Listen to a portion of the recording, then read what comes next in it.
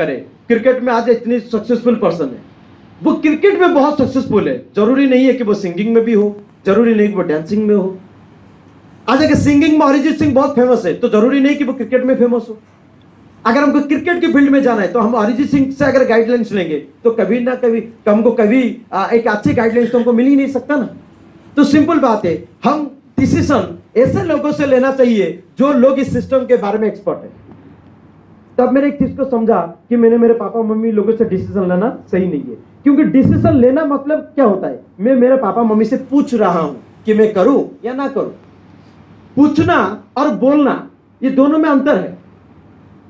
तो कई लोग बोलने को भी पूछना समझ लेते हैं। पूछना मतलब डिसीजन उनके ऊपर छोड़ दिया, बोलने का मतलब ये है मैं डिसीजन ले चुका हूं बट उनको इन्फॉर्म कर रहा हूं। फॉर एग्जांपल, अगर हम एक मोबाइल परचेसिंग कर रहे हैं, 10-12 15 हजार की मोबाइल परचेसिंग करते हैं और उस मोबाइल के बारे में हम पापा को जाके बोलेंगे कि पापा मुझे 15,000 रुपए चाहिए, एक अच्छा मोबाइल खरीदनी है। तो पापा बोलेंगे, ये दादा जी को अगर हम दादा तो हमारे घर का सबसे बड़ा गार्जियन होते हैं, हम उनको जाके पूछेंगे कि दादाजी मुझे एक मोबाइल लेना है, 15,000 रुपये आएगा तो क्या करूं। दादाजी बोलेंगे मोबाइल वही है ना जिससे बात करते हैं, ऐसे कान में रख के। हमने बोला हाँ वही जो बात करते हैं। वो तो उनका बेटा खरीदा 2,000 में, तो तुझे 15,000 में कोई फंसा रहा है। और हम उस दादाजी को भी किस लेवल का कन्विंस करेंगे, कैसे कन्विंस करेंगे कि मोबाइल के फीचर्स के अनुसार रेट भी बढ़ जाता है। मोबाइल तो 2,000 में भी मिलता है, 200 में भी मिल जाता है। फ्रीडम वाला कौन सा एक मोबाइल आया था 250-200 रुपए में, वो भी मिल जाता है। और मोबाइल लाखों रुपए में भी मिलता है। बट क्या अंतर है, क्या डिफरेंस है, क्या रैम होता है, कितना हार्ड मेमोरी होता है, क्या कैमरा का क्वालिटी होता है, क्या मतलब उसके अंदर ग्राफिक्स होता है, ये सब चीजों को तो हम दादाजी को समझा भी नहीं पाएंगे, और समझाएंगे तो वो समझ ही नहीं पाएंगे।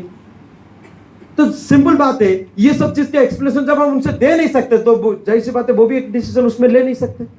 इसीलिए ये सब चीज के बारे में हम उनसे गाइडलाइंस लेंगे जो इस सब चीजों के बारे में समझते हैं। और एक लास्ट में उन्होंने बहुत अच्छा बात बोले थे, सपने हमारा है, 18-19 साल 20 साल हमारी उम्र हो गया, अभी तक हमारे माँ बाप ने हमको पाल पोस के बड़ा किया, जो उनको करना था उन्होंने हमारे लिए निभा दिया। आने वाला 2 साल 5 साल के बाद अभी फैमिली को हमको चलाना है, तो उस लायक डिसीजन क्या होना चाहिए वो हमको लेना चाहिए। ये नहीं कि हम उन लोगों से पूछेंगे जो इस बारे में जानता है। सो दोस्तों, सपने हमारा, परिवार को सिक्योरिटी हमको देना है, इसलिए जिंदगी में डिसीजन अपनी खुद का होना चाहिए। और आज तक जो लोग अपने अपनी प्रोफेशनल फील्ड में फेमस हुए हैं, विराट कोहली के एज कोई बहुत ज्यादा नहीं है, 26-27 साल के एज के हैं। आज जितने भी सारे लोग अपनी जिंदगी में सफल है वो सभी लोग अपने ओन एंड इंडिविजुअल डिसीजन के वजह से हुए हैं, किसी और के डिसीजन की वजह से नहीं। जब ये चीज उन्होंने मुझे समझाए तब मुझे लगा कि नहीं, डिसीजन मुझे लेना चाहिए, माँ बाप को मैं कन्विंस करूंगा। बिकॉज कल अगर हम स्कूल कॉलेज में पढ़ाई करते हैं, कोई गर्लफ्रेंड बना लेता है, तो गर्लफ्रेंड को बनाते समय मैं अपने पापा से कभी नहीं पूछा कि पापा जी एक स्कूल में बहुत सुंदर लड़की आई है, क्या उसको गर्लफ्रेंड बना लूं। कई बार हम स्कूल कॉलेज में पढ़ाई के बहाने में जाके कोई पार्क में बैठे हुए, कहीं पे अपना फिल्म थिएटर में बैठे हुए, कहीं पे शॉपिंग मॉल में घूम रहे हैं, कभी हमने पापा मम्मी से नहीं पूछा। तो आज जब कैरियर में एक बेहतरीन जगह पे हम पहुंच चुके हैं, एक अच्छा लाइफ बनाने का मतलब मुकाम तक पहुंच चुके हैं, तो वहां पे हम लोग डिसीजन के लिए, एक अच्छे डिसीजन के लिए हम दूसरे से क्यों पूछे, जब बुरे डिसीजन के लिए हम पूछा ही नहीं, बुरी चीजों के लिए। सो इस चीज को समझने के बाद मुझे लगा कि मुझे मेरा डिसीजन लेना चाहिए। बट रही बात, सर ने जो मुझे ये बोला था कि जैसे कि मैंने कई सारी लोगों की मतलब बातें सुनकर मैंने बोला मेरा इंटरेस्ट नहीं है, तो सारी इस चीज के ऊपर मुझे कई सारी चीजें क्लियर की। दोस्तों, यहाँ पे बैठा हुआ कोई सिंगल आदमी ये भी नहीं बोल सकता कि जिंदगी में उसको पैसे की जरूरत नहीं है। यहाँ पे बैठे हुए एक भी आदमी कोई नहीं है जो कभी ये बोल देगा, हो सकता है ये बोल सकता है कि मुझे ज्यादा पैसे की जरूरत नहीं है, बट पैसे की जरूरत नहीं है, ऐसे कोई नहीं बता सकता। या यहाँ पे बैठा हुआ एक इंसान नहीं कह सकता कि मुझे मेरा और मेरा परिवार का हेल्प जरूरत नहीं है। या यहाँ पे बैठा हुआ कोई एक इंसान ये भी नहीं कह सकता कि मुझे मेरा और मेरा परिवार के लिए सिक्योरिटी की जरूरत नहीं है। या कोई ये नहीं बोल सकता कि मुझे जिंदगी में कभी विदेश यात्रा घूमने का कोई शौक नहीं है, घूमने फिरने का अच्छा नहीं लगता। हर किसी को घूमना फिरना, अपनी काम की फील्ड के अंदर थोड़ी सी समय निकाल घूमने फिरने का हर किसी को मन करता है। इट मीन्स ट्रिप्स, ये हर किसी को पसंद है। तो मुझे नहीं लगता यहाँ पे जितनी सारी चीजें मिल रहा है इस सिस्टम के बदौलत, ये सिस्टम में जो जो चीजें मिलता है, आज अगर मैं नौकरी करने के लिए जाता हूं तो मैं एक जरूरत के अनुसार 8-10 हजार 15 हजार कमाता हूं, उसमें मेरे परिवार को मैं चलाता हूं। ना तो सिक्योरिटी मिलता है, ना तो सपने पूरा होते हैं, ना तो नेशनल ट्रिप मिलता है, ना तो फॉरेन ट्रिप मिलता है, ना तो एक अच्छा हेल्थ मिलता है, कुछ नहीं मिल पाता है। अगर इस सिस्टम के द्वारा पैसा, बल्कि अपनी नीड बेस्ड मनी, हमारी जरूरत के अनुसार हमें यहाँ पे पैसा अर्न कर सकते हैं।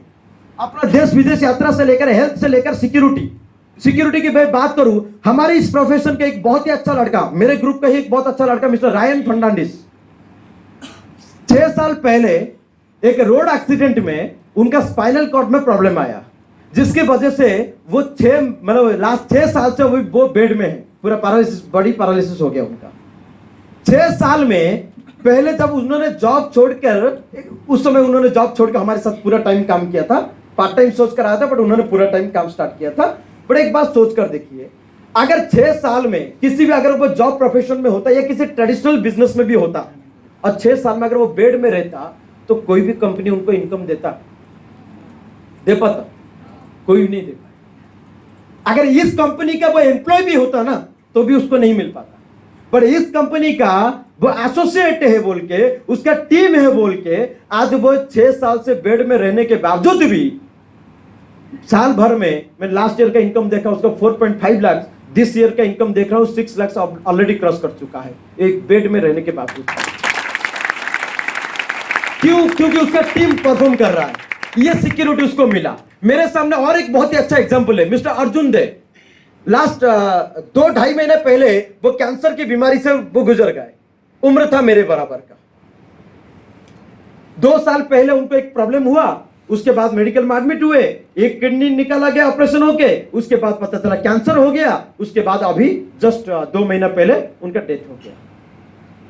दोस्तों, मैं उनके बारे में, मैं उनको पर्सनली मिलने के लिए भी गया था टाटा कैंसर हॉस्पिटल में। जब मिलने के लिए गया और उसके बाद जो भी कुछ हुआ, उसका तो दुनिया छोड़ के चला गए। उनके 2 साल के अंदर ट्रीटमेंट का खर्चा हुआ करीब 28 लाख रुपए, 28 लाख। एक आम ऑर्डिनरी परिवार में कोई भी इंसान, मुझे नहीं लगता कि अगर ऐसे किसी के घर में ये बीमारी हो जाए, 28 लाख रुपए हर कोई अरेंज कर सकता है। ये बहुत ही मुश्किल वाली बात है।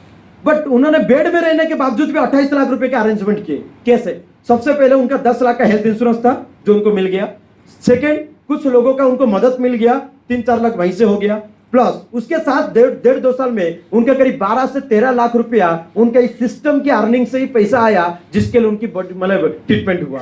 आखिरकार जब जिंदगी में जाना ही होता तो पैसा आप कितना भी खर्चा कर लो, वो तो भगवान का जब प्लान हो चुका है, उनका टाइम आ चुका, वो तो जाएंगे ही। बट 28 लाख रुपया खर्च हुआ, 1 रुपया का माँ बाप के ऊपर कर्जा नहीं देके गया। और आज भी इतनी गर्व की बात है कि वो लड़का जो 7-8 साल पहले एक डिसीजन लिया था, आज इस दुनिया में वो नहीं है, बट फिर भी आज उसके परिवार में मोर देन 7 साल भर में अगर इनकम देखा जाए, अभी 2 महीने का इनकम की अगर मैं बात करूं तो कम से कम 1.5 से 2 लाख रुपए उसका इनकम ऑलरेडी हो चुका है, बिकॉज 3% का।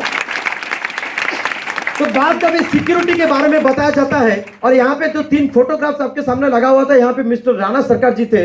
एक जस्ट वो फोटोग्राफ दिखा दो। राणा सरकार जी थे। आज से सन 2007 में मैं आपको सिक्योरिटी के एग्जांपल